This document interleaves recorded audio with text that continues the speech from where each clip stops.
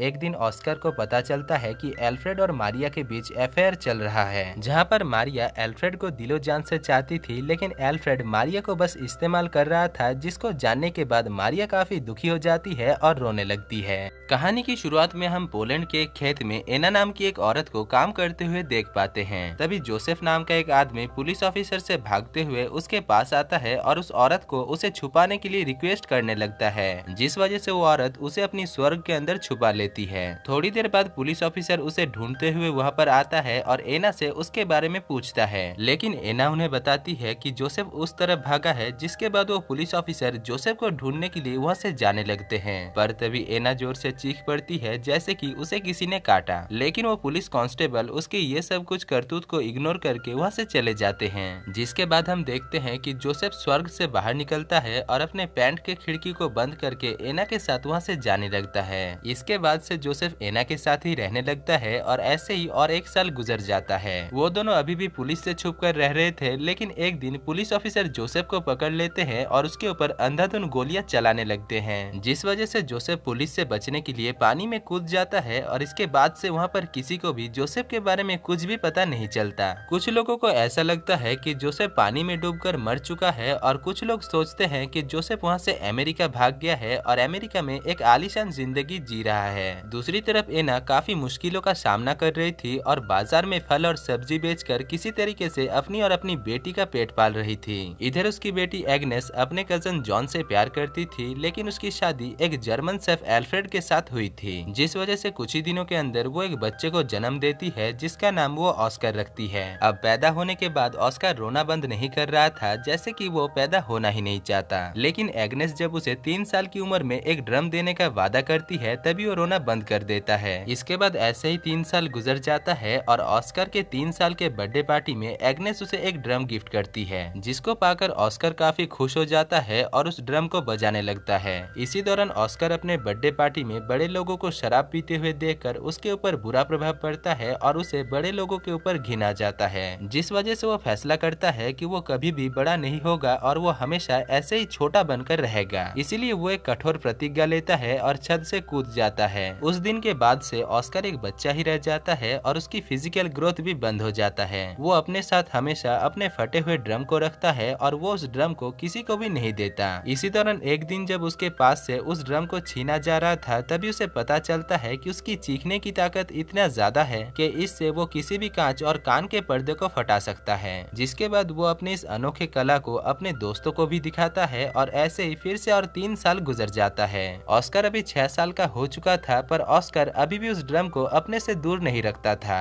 और कोई भी अगर उससे उस ड्रम को छीनने की कोशिश करता था तो वो चीख कर शीशे को तोड़ देता था। दूसरी तरफ उसके माता और पिता बस यही सोच रहे थे कि ऑस्कर बड़ा क्यों नहीं हो रहा है। एग्नेस हर मंगलवार को ऑस्कर को लेकर शहर जाती है, जहाँ पर वो ऑस्कर को एक दुकान में छोड़कर जॉन के साथ मंगलवार में मंगल कार्य करने के लिए जाती है। लेकिन एक दिन ऑस्कर अपने माँ को जॉन के साथ मुंह काला करते हुए देख लेता है। खैर, इसके बाद फिर से और कुछ साल गुजर जाता है और ऑस्कर जब 12 साल का हो जाता है, तभी उसके माता पिता उसे एक दिन सर्कस दिखाने के लिए लेकर जाते हैं। वहाँ पर काफी सारे बौने लोगों को देखकर ऑस्कर के माता पिता को लगता है कि शायद ऑस्कर भी एक बौना बच्चा है, इसलिए वो बड़ा नहीं हो रहा है। अब शो के खत्म होने के बाद ऑस्कर वाइग्रा नाम की एक बौने आदमी से मिलता है, जो कि ऑस्कर को देखकर समझ जाता है कि ऑस्कर उसी की तरह ही एक बौना है। साथ ही साथ वो ऑस्कर की कांच तोड़ने वाली अनोखी पावर को भी देखता है, जिसको देखकर वो ऑस्कर को उसके साथ सर्कस में काम करने के लिए कहता है। दूसरी तरफ ऑस्कर के माता पिता जब ऑस्कर को वाइग्रा के साथ बात करते हुए देखते हैं, तभी वो लोग काफी परेशान हो जाते हैं। इसके बाद हमें पता चलता है कि सेकेंड वर्ल्ड वॉर शुरू हो चुका है और पोलैंड में नाजी जर्मन सेना धीरे धीरे आ रहे हैं और वो लोग ज्यूस लोगों के ऊपर टॉर्चर कर रहे हैं। इधर एग्नेस ऑस्कर को जिस दुकान पर छोड़कर जाती है, उस दुकान का मालिक मार्कस एक ज्यूस था और वो एग्नेस को पसंद भी करता था, इसीलिए वो एग्नेस को उसके साथ लंदन चलने के लिए कहता है, लेकिन एग्नेस उसके साथ जाने से मना कर देती है और अपने घर वापस आ जाती है। इसके बाद से एग्नेस ऑस्कर को लेकर काफी परेशान रहने लगती है और डिप्रेशन में ज्यादा से ज्यादा मछलियाँ खाने लगती है, जबकि मछली खाने से उसे सख्त एलर्जी थी।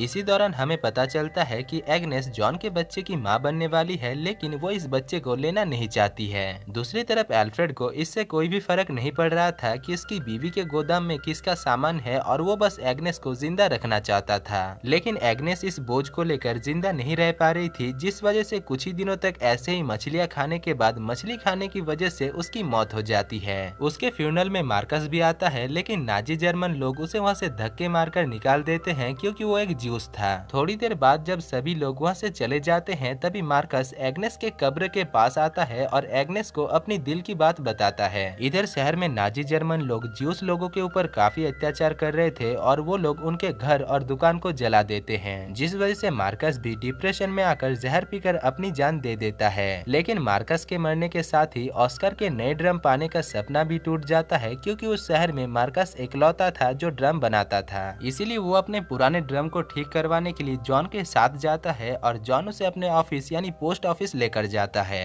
अब वहाँ पर पहुंचकर जॉन को पता चलता है कि नाजी जर्मन सिपाही उनके ऊपर हमला करने वाले हैं। इसीलिए पोस्ट मास्टर जॉन को भी एक गन देकर नाजी जर्मन के साथ उसे लड़ने के लिए कहते हैं। उस दिन वहाँ पर एक काफी भयानक हमला होता है, जिससे कि वो पोस्ट मास्टर घायल हो जाता है जो कि इस हमले को लीड कर रहा था। यहाँ पर ऑस्कर और जॉन उसे बचाने की काफी कोशिश करता है, लेकिन वो दोनों उसे बचा नहीं पाते। इसके बाद नाजी जर्मन सिपाही पूरे पोस्ट ऑफिस में आग लगा देते हैं और जॉन के साथ साथ बाकी सारे लोगों को बंदी बनाकर उन्हें जान से मार डालते हैं। दूसरी तरफ ऑस्कर किसी तरीके से एक पागल आदमी की वजह से नाजी जर्मन सिपाहियों से बच जाता है। अगले सीन में हम देखते हैं कि एल्फ्रेड मारिया नाम की एक 16 साल की लड़की को अपने घर के काम में रखता है, जहां पर वो ऑस्कर की भी ख्याल रखती है। यहाँ पर ऑस्कर मारिया के साथ रहकर उसके प्यार में पड़ जाता है और उसे चाहने लगता है। उधर मारिया को लग रहा था कि ऑस्कर एक बच्चा है, पर ऑस्कर और मारिया दोनों की ही उम्र बराबर थी, जिस वजह से ऑस्कर मारिया के काफी करीब आ जाता है और मारिया को लेकर उसका विचार भी कुछ अलग ही था। खैर एक दिन ऑस्कर को पता चलता है कि एल्फ्रेड और मारिया के बीच अफेयर चल रहा है, जहाँ पर मारिया एल्फ्रेड को दिलो जान से चाहती थी, लेकिन एल्फ्रेड मारिया को बस इस्तेमाल कर रहा था, जिसको जानने के बाद मारिया काफी दुखी हो जाती है और रोने लगती है। इधर ऑस्कर मारिया को जब संभालने की कोशिश करता है तभी मारिया उसके ऊपर गुस्सा होकर उसे धक्का दे देती है और उसे बोना कहकर गालियां देने लगती है। थोड़ी देर बाद जब उसका गुस्सा शांत होता है तभी वो ऑस्कर के पास आकर उससे माफी मांगती है, पर बदले में ऑस्कर उसे मारकर वहाँ से चला जाता है।